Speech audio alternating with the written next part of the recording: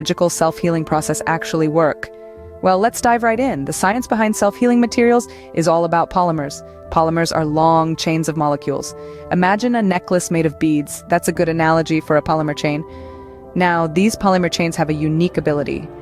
When a material made of these chains gets damaged, say by a crack, the chains can move around and rearrange themselves to fill in the gaps. It's like they have a mind of their own.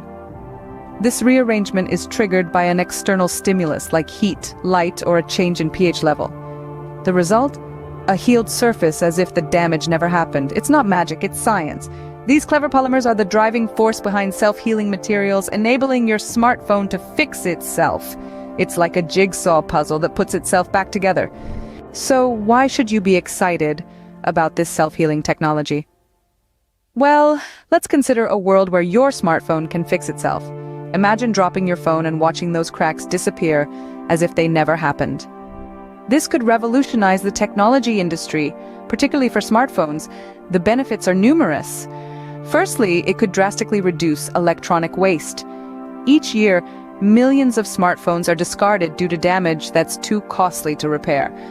But with self-healing materials, we could breathe new life into these devices, keeping them in our hands and out of our landfills. Secondly, think about the money you could save on repairs. No more costly screen replacements or expensive insurance policies. Your phone could simply repair itself. And beyond smartphones, this technology could find applications in everything from vehicles to buildings, creating a more sustainable and resilient world. The future of technology is not just about what we can create, but also about what we can repair and sustain.